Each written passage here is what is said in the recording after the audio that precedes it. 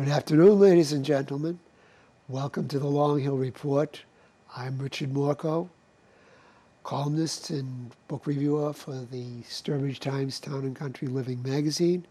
And today, we are fortunate to have with us ELISA KROCHMALNYCKYJ.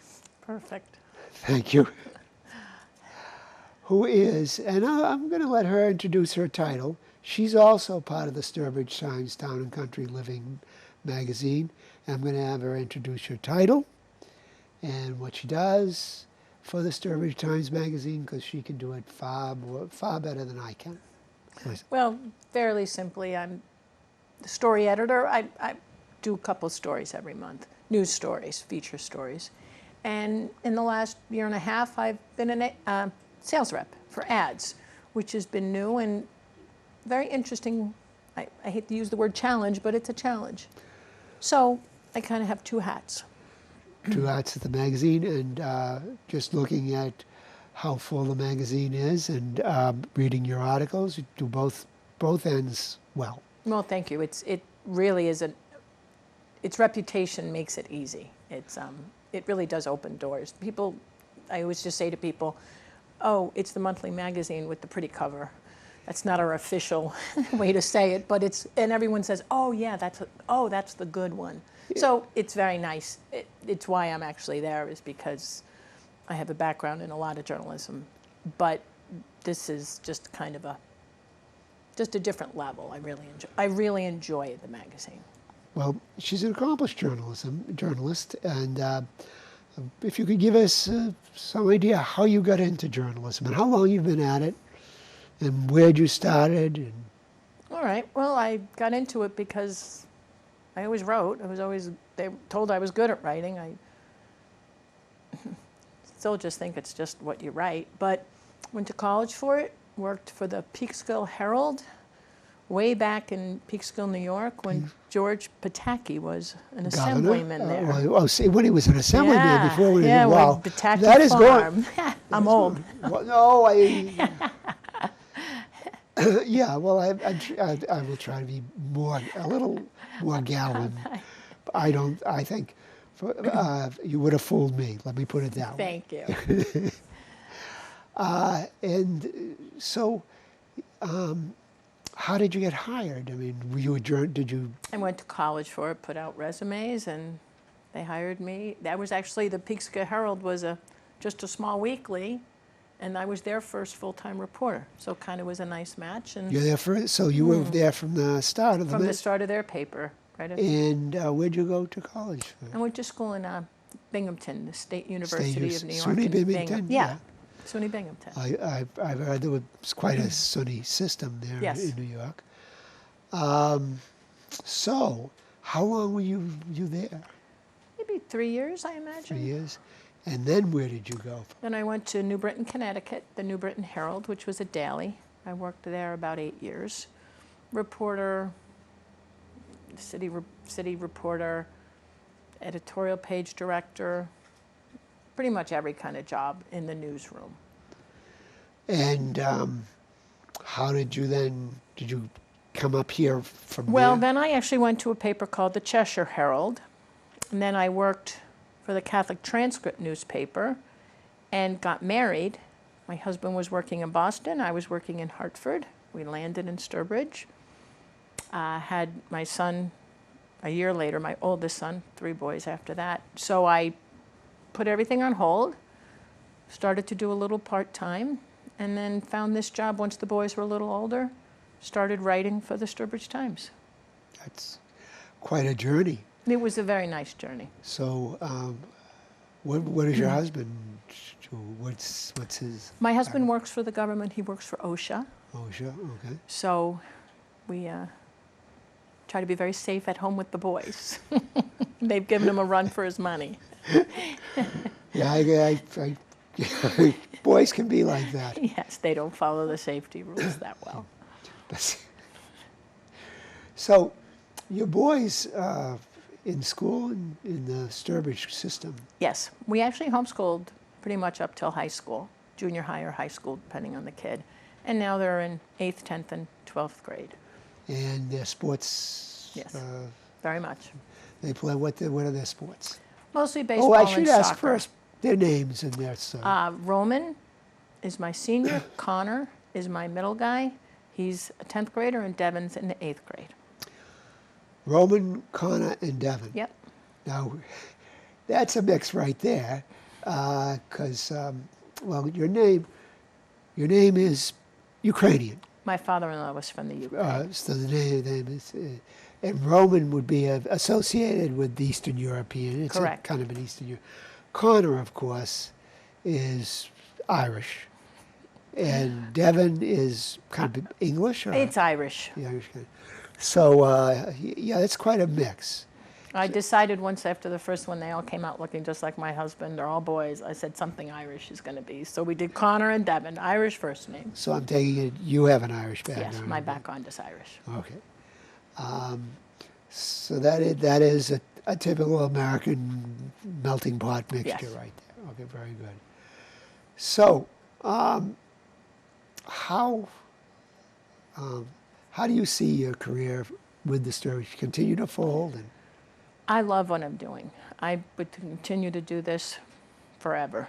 It's ever changing with print media.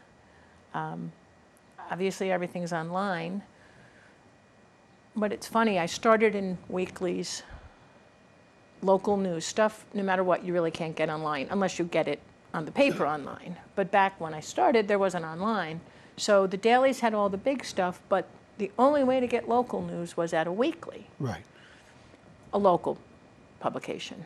And then after the internet started, I think the weeklies and the monthlies started to kind of get important again because you could just go on your computer and get any national news Right. within seconds now. Right. But you're not going to get the local news. You're not going to get the stuff in your town. Nobody else is doing that. So that's kind of come full circle. Because instead of the dailies getting the bulk of the news and the weeklies giving you the local, it's now the internet, everything online Yes. gets you the big news. But people are turning to the Sturbridge Times.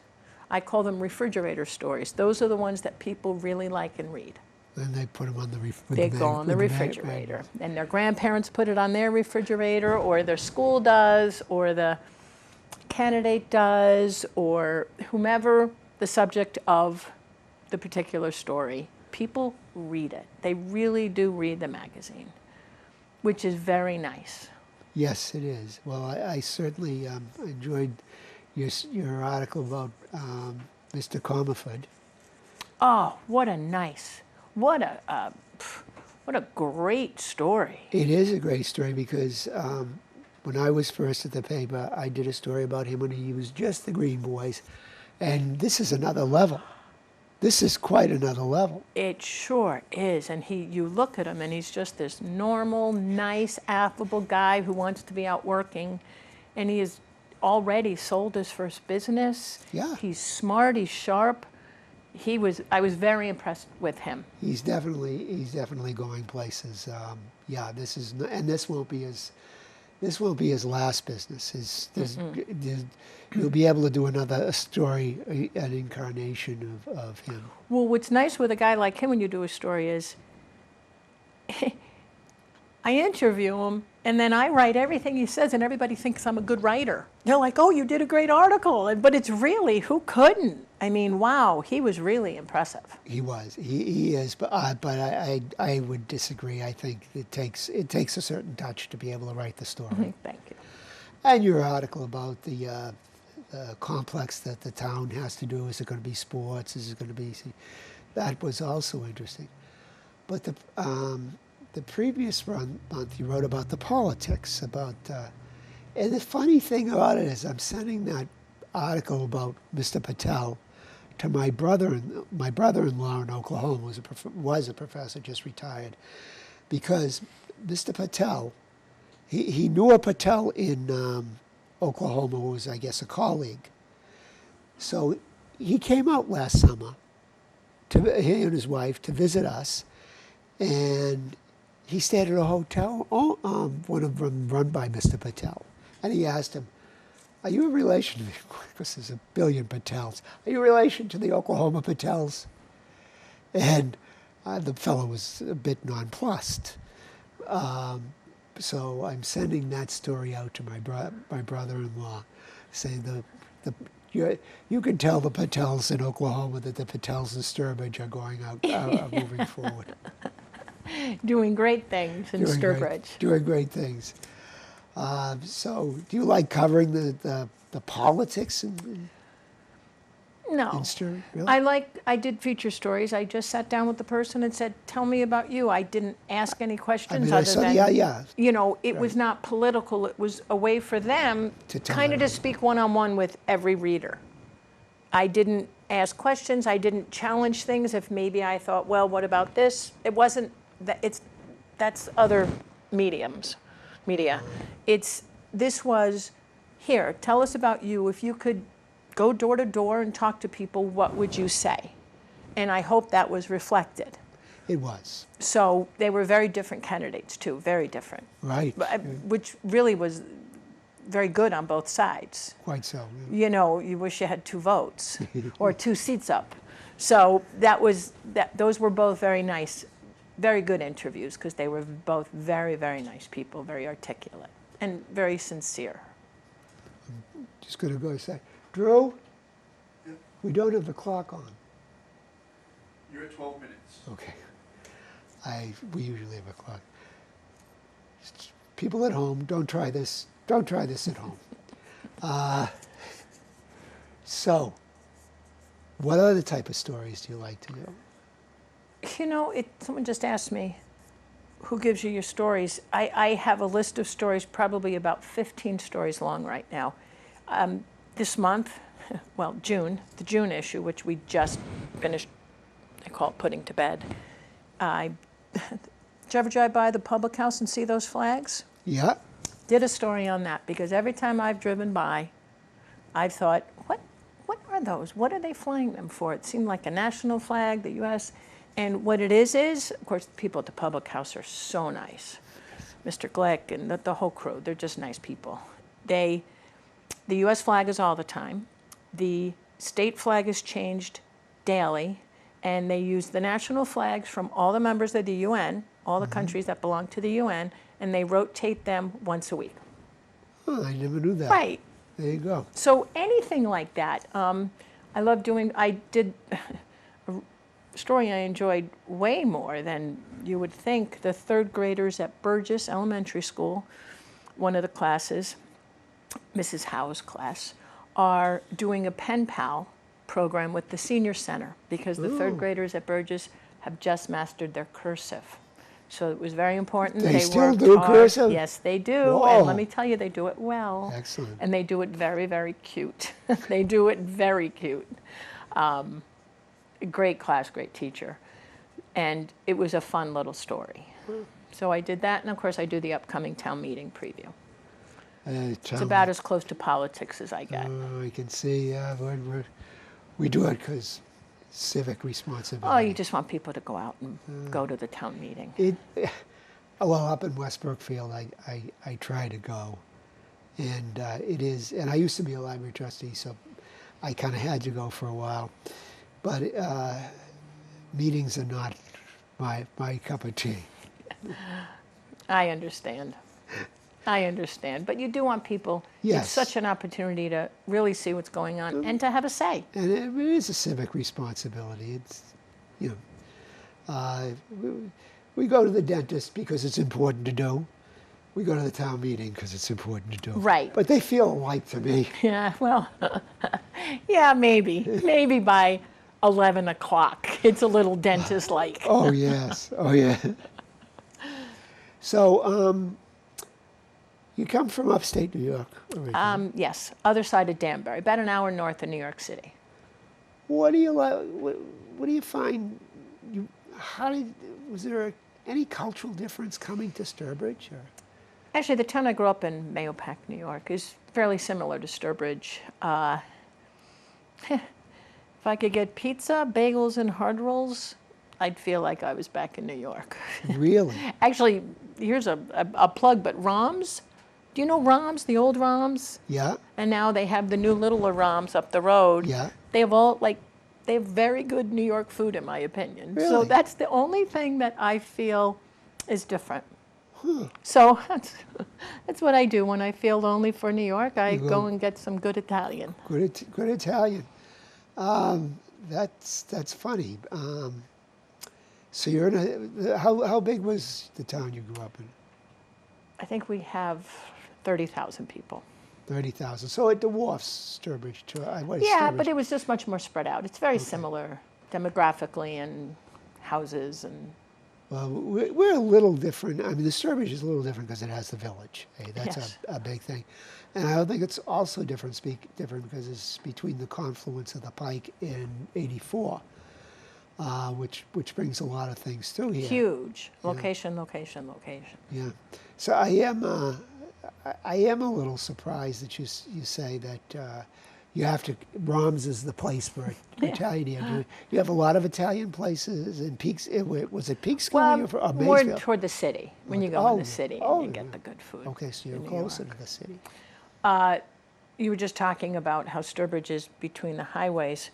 One of the things I've learned with restaurants in Sturbridge, because we have every restaurant you could possibly want, except Mexican. We have every restaurant there is. And one of the reasons I did a story on this, I didn't know this, is that in Massachusetts, you get the number of what they call pouring licenses, liquor licenses for restaurants, Right. based on how many residents you have.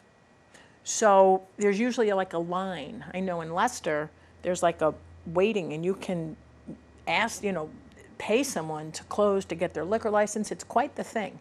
But Sturbridge, even though it's a small town, we just hit 10,000, because we are designated by the state legislature as a tourist town, we have unlimited pouring licenses.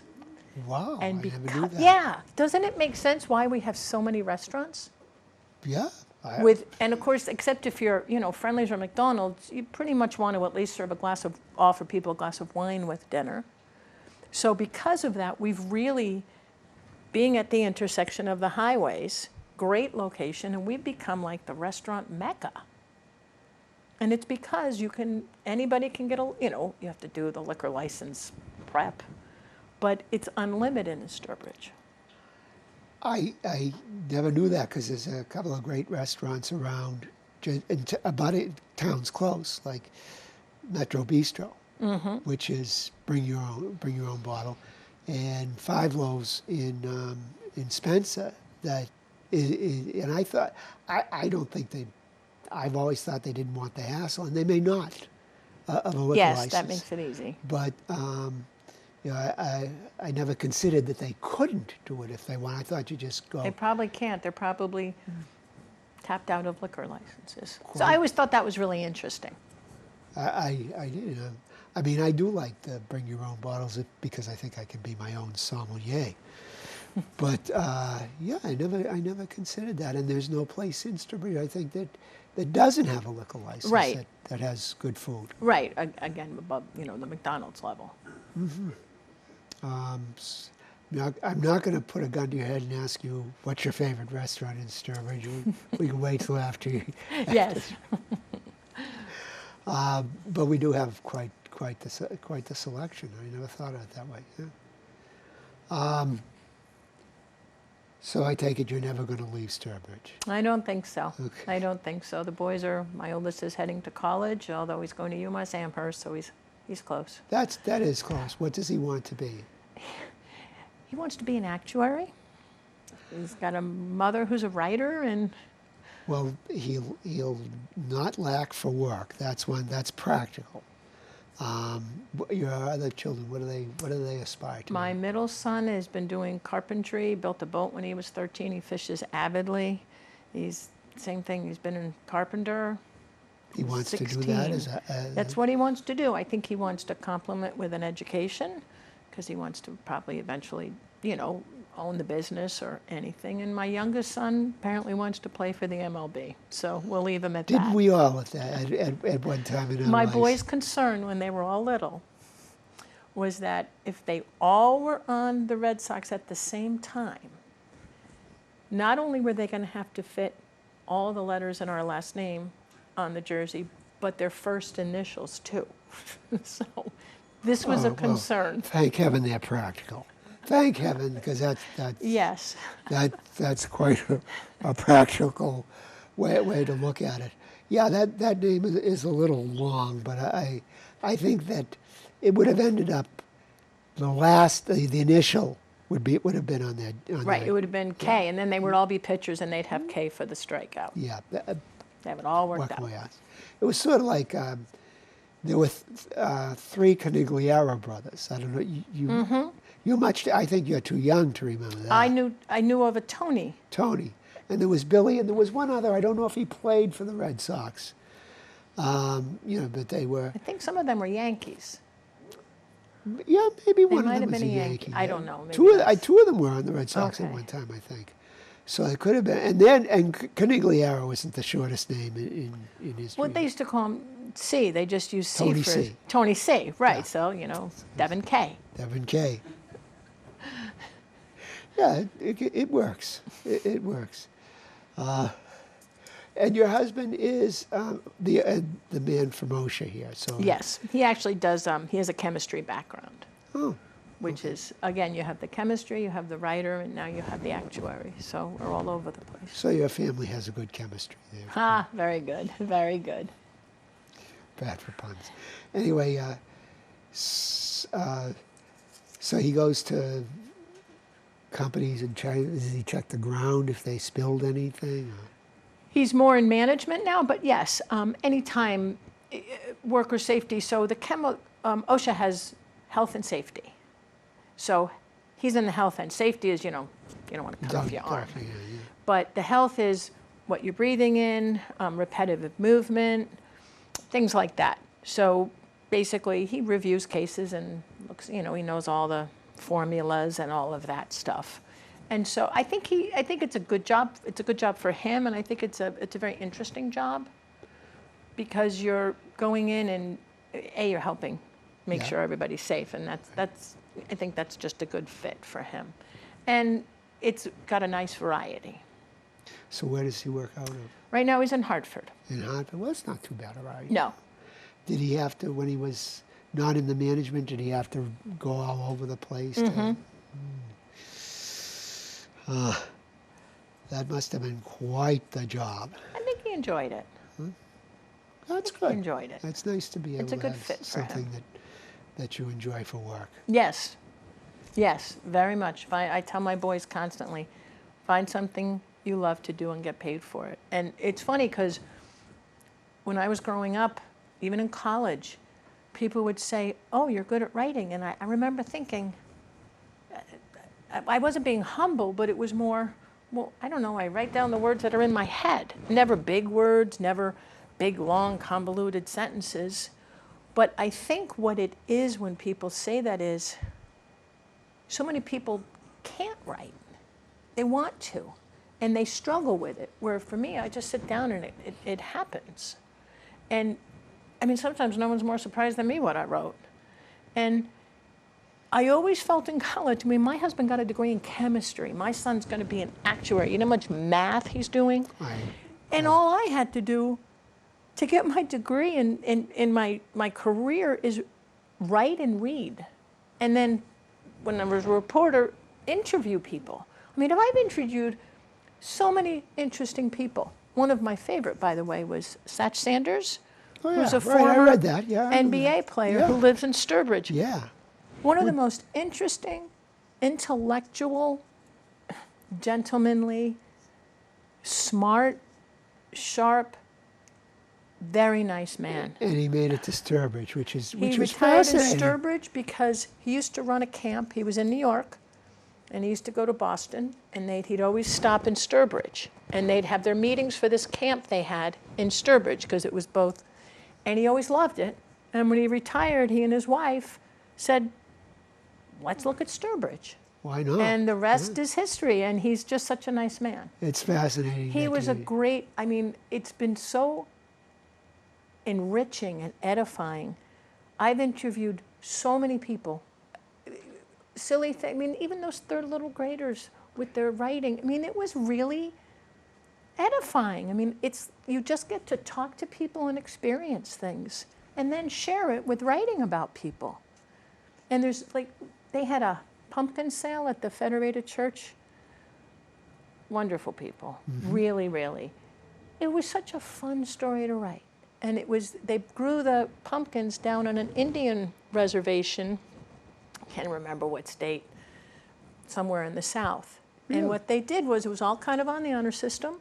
They'd bring the pumpkins up, they set a price for them, and whatever you sold, you call them every night and said, here's how much we sold. And it was and then if you had any left over, they asked you to donate it to a local farm animal. It was just a nice story, things I didn't know. I mean, a million stories I've gotten to write. So it's really a great way to spend your day. That's my job, you know? And back in the day when I did it full time, I mean, this is part time, mostly running around with the kids in the house and the rest. But back when I did it full time, I would just go out and find something interesting and learn more about it and then write about it. So you never wanted to be an accountant, I think. Oh, goodness, no. That's why we laugh about my son.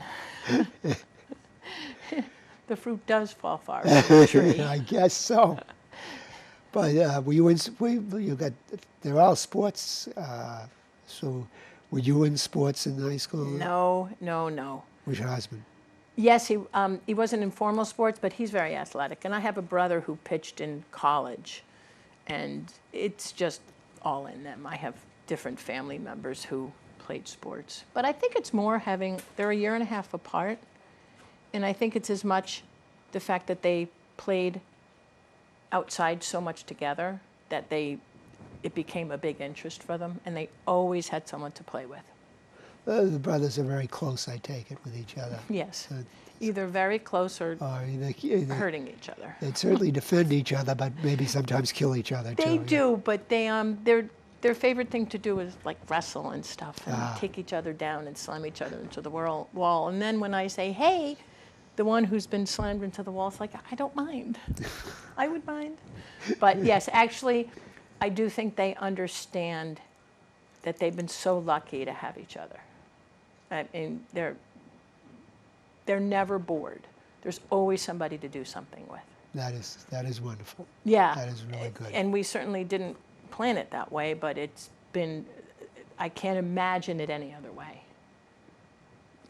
Once in a while, one of them will be home alone and they'll be like, what do you want to do? And I'm like, dishes. That's what I'm doing, dishes. So go find someone else to play with. Go ask Daddy.